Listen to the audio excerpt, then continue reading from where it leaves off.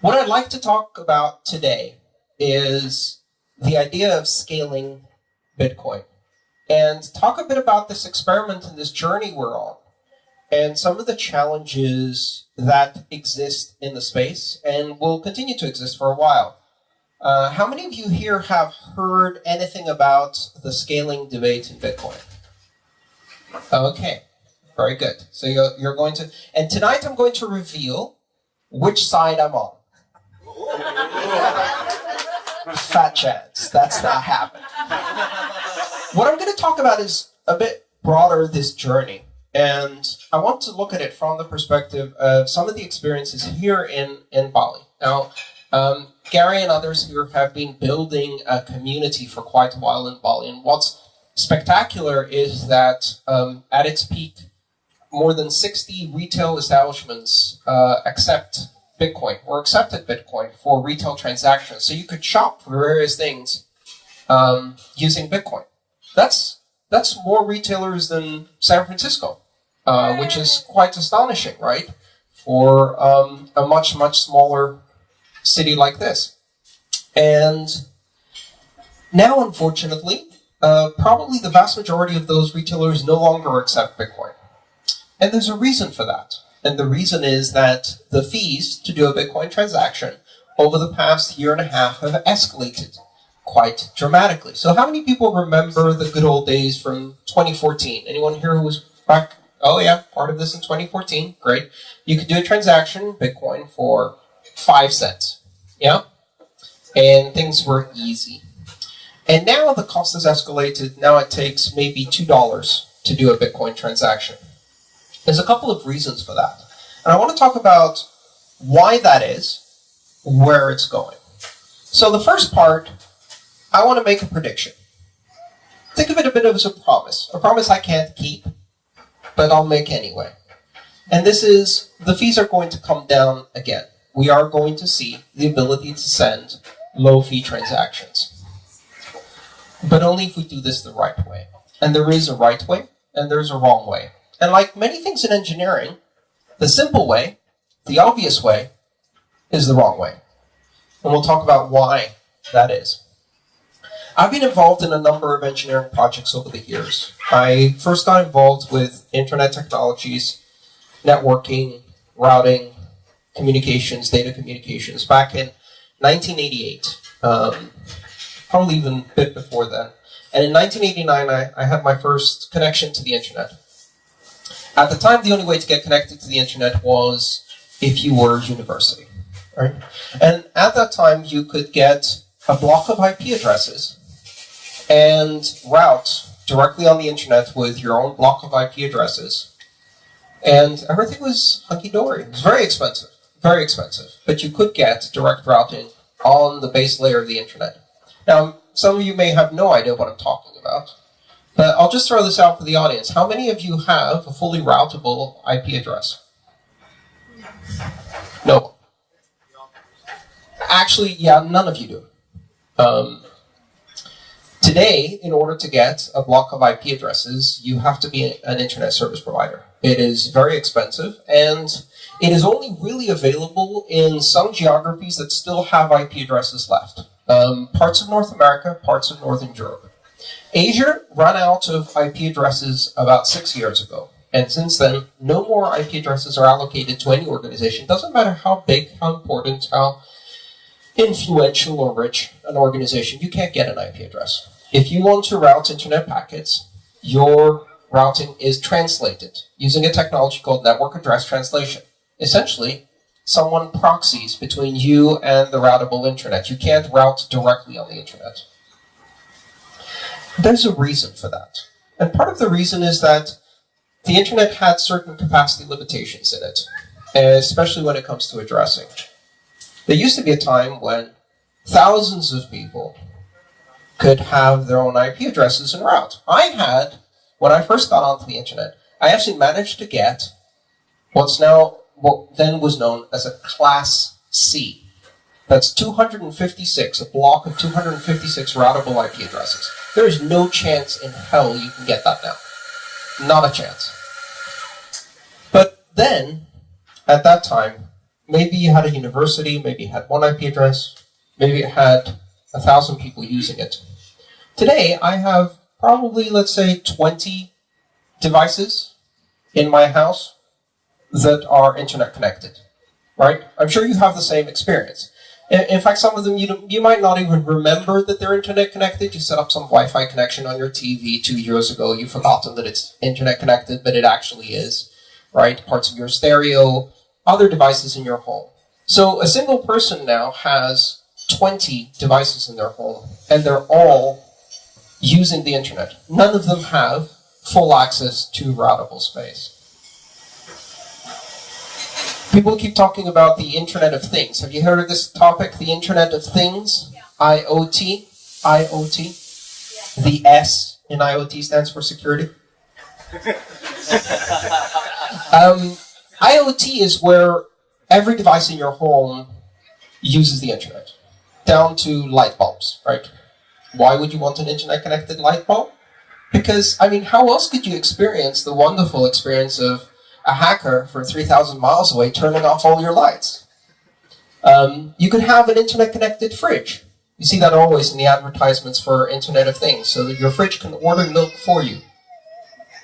I can order milk for myself, thank you very much, but that's the future we're marching into, and we'll all get to experience a hacker 3,000 miles away turning everything in our fridge into a rotten mess by turning it off.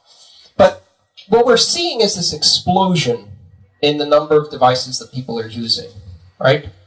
So now you have 20 devices. Maybe a decade from now, the average home will have 500 devices that use an internet connection, and you don't even know that most of them are doing it. Now let's look at what happens when this starts happening to money, because the same kind of progress is happening in money. In fact, in some ways, we've regressed a bit. If you use cash, the average person who uses cash may actually do 15 or 20 transactions a day. But once you switch to using plastic, the number of transactions actually decreases. People tend to use plastic for larger amounts, and they don't just buy little things with plastic, so the number of transactions goes down. But over time, as we get more and more connected, we're likely to do more transactions, right? So now let's look at what that means for Bitcoin. At the moment, Bitcoin produces a 1 megabyte block every 10 minutes. And there's about 3 million people trying to get their transactions into that 1 megabyte block. And as a result, fees have gone up, because fees are a market-based system for deciding which transactions are worth doing and which transactions are not worth doing. Now, a lot of people don't like this. They don't like this solution. They would rather go back to a time when Bitcoin's fees were either negligible or fixed. So you could say, okay, I'm just going to do a transaction, it's going to be 20 cents fixed. The problem with that is that we would end up with a system where everybody wants to get their transactions in, and now we have to make choices. So who can tell me what a good transaction is in Bitcoin and what a bad transaction is in Bitcoin? Anyone? One that takes more than an hour. One that takes more than an hour. Yeah, but how can I tell whether your transaction is worth putting in versus your transaction? What's the amount? Oh, yeah. Well, there's two ways of figuring out that question. And this is really important to understand. One way to figure out this question is to have someone decide what transactions are spam and what transactions are worthwhile. Inevitably, that someone's going to be maybe a developer who's writing code in the software to say, you know, transactions that look like this we want, and transactions that look like this we don't want. If we go down that road, we have given an enormous amount of power to that group to decide the future of Bitcoin. And Bitcoin is a system that is designed to not put people in that power, right? To not give that power to anyone. Have you heard the term censorship resistant?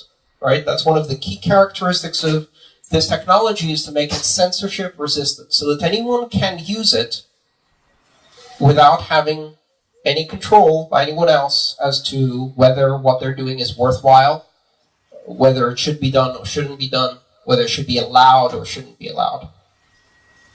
So if we can't have someone decide whether a transaction is good or bad, there's only one other way to do that, and that's with a marketplace for transactions. And that means having fees, and that means that each of us gets to decide if our transaction is worth enough to us, that it's worth paying for to get in now, or waiting a bit longer.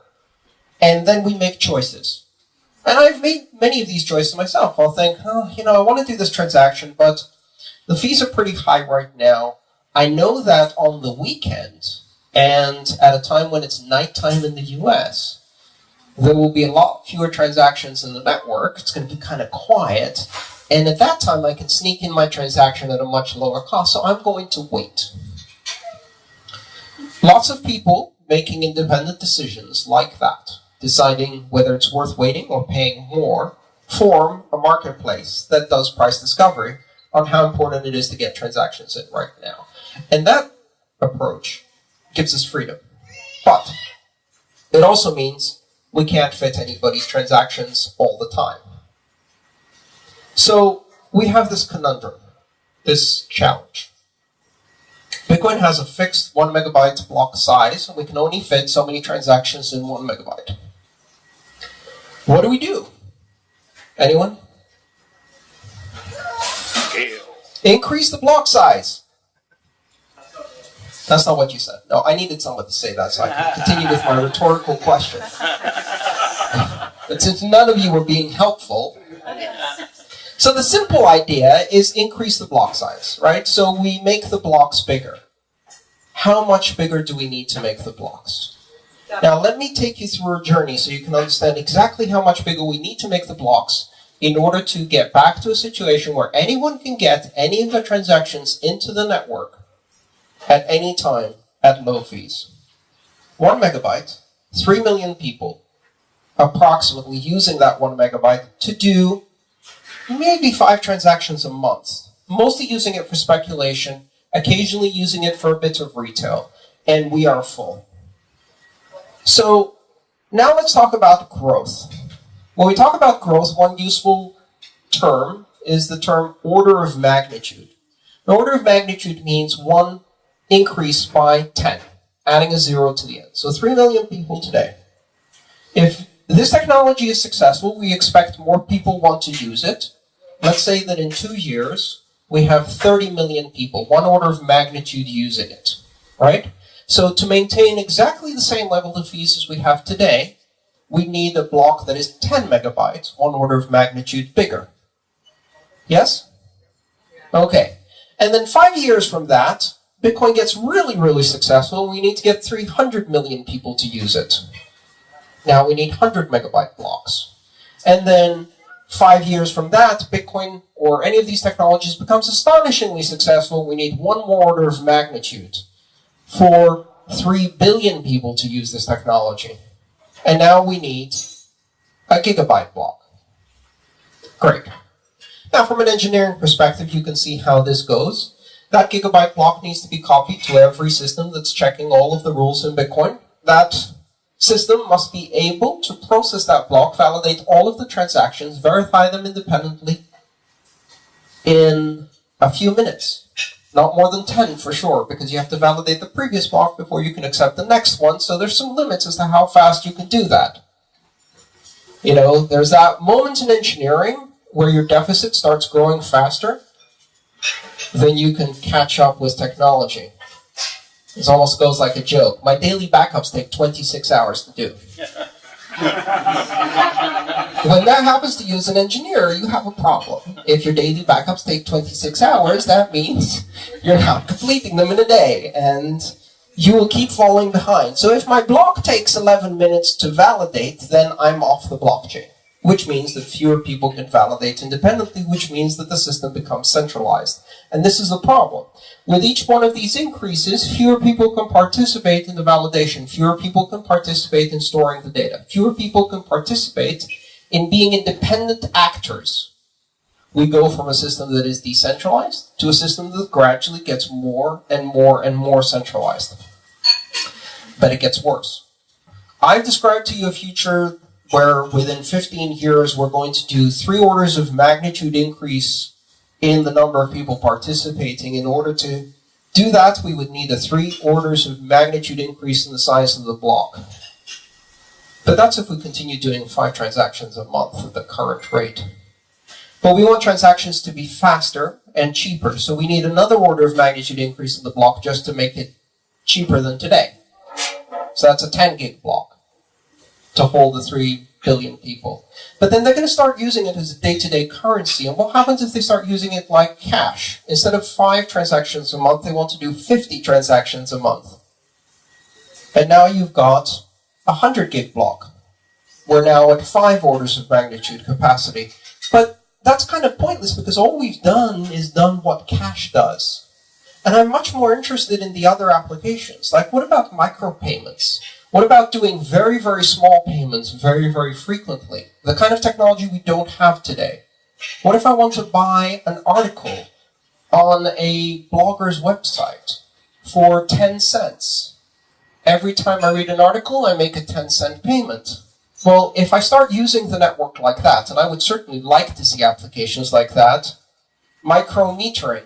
I get into a taxi, I pay by the minute. Every minute, I do a transaction, settle a small payment. But I'm also doing another transaction because I'm paying the insurance company for 1 minute of insurance for the next part of my trip. Why not? Maybe I'm paying for electricity by the minute. Why not? We can do streaming money. We can really start doing things that have never been done before. But that will require an order of magnitude increase in order to do small transactions, and another order of magnitude increase in order to do microtransactions. But why stop there? Because I really think we should be doing nano transactions. And now we're talking about 8 orders of magnitude. So now we need to ship a petabyte block every 10 minutes. And not just ship it, process it, validate it.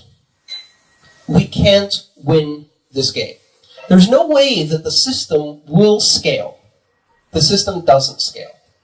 And so immediately people who look at this go, we can no longer fulfill the fundamental promise that I certainly talked about, which is to serve the underbanked, to serve the unbanked, to serve the underserved.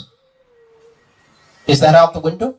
Is that no longer part of the plan? Have we given up on the idea of bringing in really people who have no access to financial systems today and giving them access to something that is a viable system of payment for a person who earns $1 to $2 a day? Not with the current transaction fees. Something has to change. And here's the issue. The issue is we have to decide what it means to serve the underserved. Because we can serve the underbanked. We can serve the underserved. We can serve them off-chain. We can serve them on private systems. We can serve them by giving them access to intermediaries. And you know where this goes. We built a system that holds their money for them. I'll just pick a random word to describe that. Let's call it a bank. And here we are again, reinventing the exact same structure of the past. To debank all of us and bank the unbanked, or debank the unbanked with this new technology, all we need really is a bank. We can serve their financial needs only by sacrificing their privacy, security, autonomy, and liberty. That is the deal. So how do we reconcile these two things? Because this is when we start making the important choices for the future. And let me tell you what, on the internet, we made the wrong choices. And we're now paying the price. On the internet, the base layer didn't have enough encryption. It didn't have enough privacy. It didn't have enough anonymity. We said, let's build those on the next layer. Well, some people did.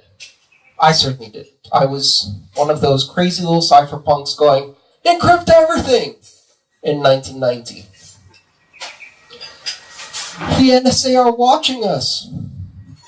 There's something deliciously ironic about being the paranoid kook for 20 years until someone whistle blows and turns you into the rugged realist overnight. Turns out they were surveilling us, and they are. And so what happened on the internet was that we didn't put enough encryption, we didn't put enough privacy, we didn't put enough security in the base layer. And when that layer got concentrated, control was a lot easier. How many IP backbone providers are there in the world? Anybody have any idea? Okay. 5. 5 companies route more than 90% of all internet traffic worldwide. 5 companies. 3 of them are American. All of them are 100% owned by all of the intelligence agencies, not just one. They're like jockeying for position. The NSA is listening, and then the Germans are listening to the thing that the NSA just listened to, and the French are piggybacking on the back going, hey, can we listen to? And the Australians are coming in, and the New Zealanders are coming in. And they've got this fantastic deal whereby every single one of the intelligence agencies is prohibited from surveilling their own people. So they outsource it to their partner agency in New Zealand to surveil Americans, while the Americans surveil the New Zealand people, and everything is legal.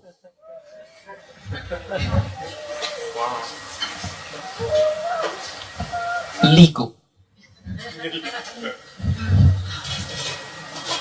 And that's how the internet ended up serving all of us while undermining our autonomy, privacy, security, and liberty.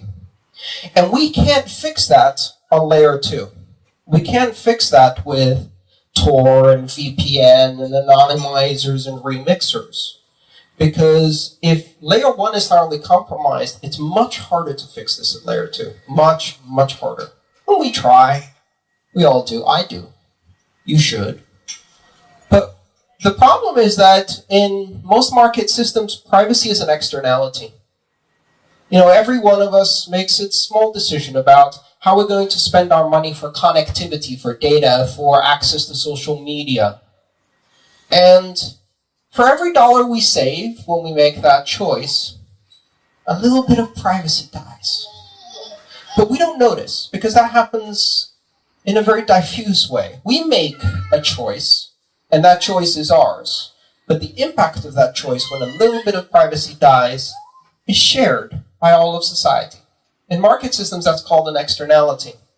And so over the years, democracy starts getting sick. It gets a cold. And then it gets the flu. And then it gets the bubonic plague. And then it catches a bad case of the Trump. And suddenly institutions of creativity and dissent and thinking out of the box and being different and not agreeing and being annoying and being young and having opinions and saying no become criminal acts. And that privacy gradually means that our democracies are dying bit by bit. But it's not on your Comcast bill. It's not on your internet service provider bill. It doesn't say $49.99, but $10 discount, the death of democracy discount, $10 off. It doesn't say that. You don't know that. So you make the choice, and gradually things change. And you look back 10 years later and say, how the hell did we get here? How did our institutions die? We're not going to make the same mistake, I hope, with this system. So we have a choice. How do we scale while preserving the principles of decentralization, independence, privacy, security, autonomy, liberty in the base layer of these cryptocurrencies? And the only way to do that is to move to additional layers. We're going to move off-chain. Many of our transactions will not be settled on the base Bitcoin chain or on the base Ethereum chain. They will happen in additional networks. In engineering terms, you may have heard the terms sidechain or lightning network or drive chain. These are all things that are going to allow us to do thousands, and then tens of thousands, and then millions, and then tens of millions, and then hundreds of billions of transactions a second, without all of them getting settled on the primary chain. But only if we do it right, only if we preserve the principles of privacy, security, liberty, autonomy on the primary chain. We have to get it right. And that means making the primary chain slightly more expensive, slightly less scalable. It's a very big mistake to think that the underserved and the underbanked are not being served, are not being banked, are not allowed to participate in the financial system of the world because of a problem of scale.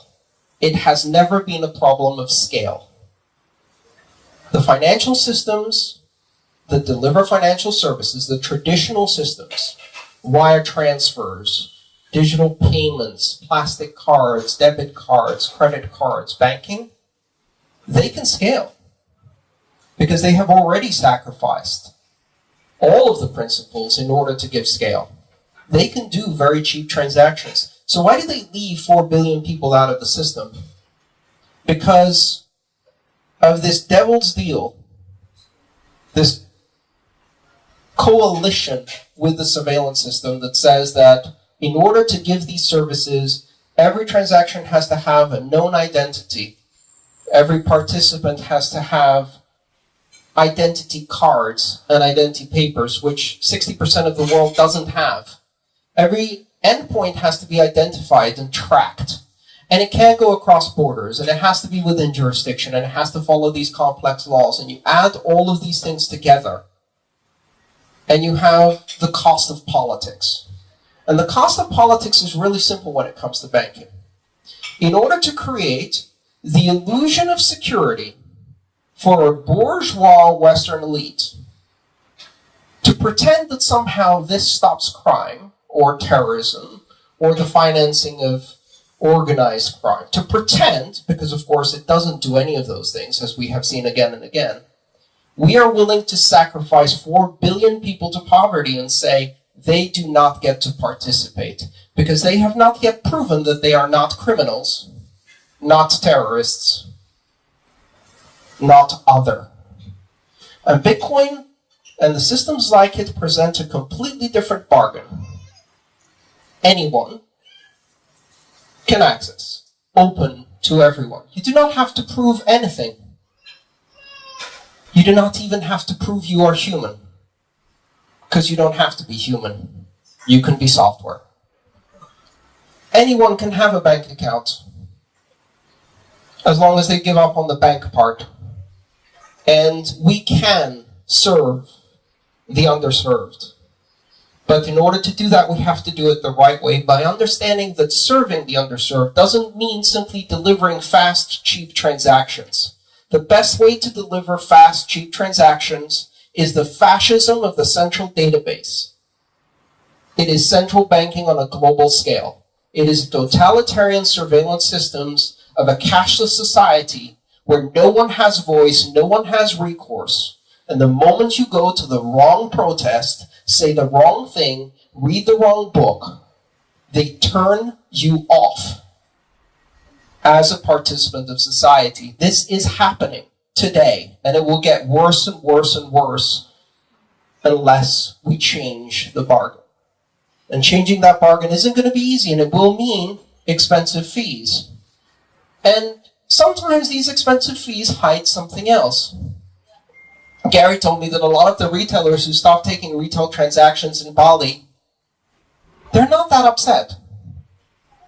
The Bitcoin they earned quadrupled in value. It was no longer suitable as medium of exchange, but suddenly it made one hell of a store of value, certainly compared to the rupiah. And so that is perhaps the bargain we see there. And it's going to ebb and flow. Sometimes it's going to be cheaper. Sometimes it's going to be more expensive. And if this is successful, we will be able to serve billions of people with billions of transactions a day on a global network with privacy, with liberty, with autonomy. Thank you.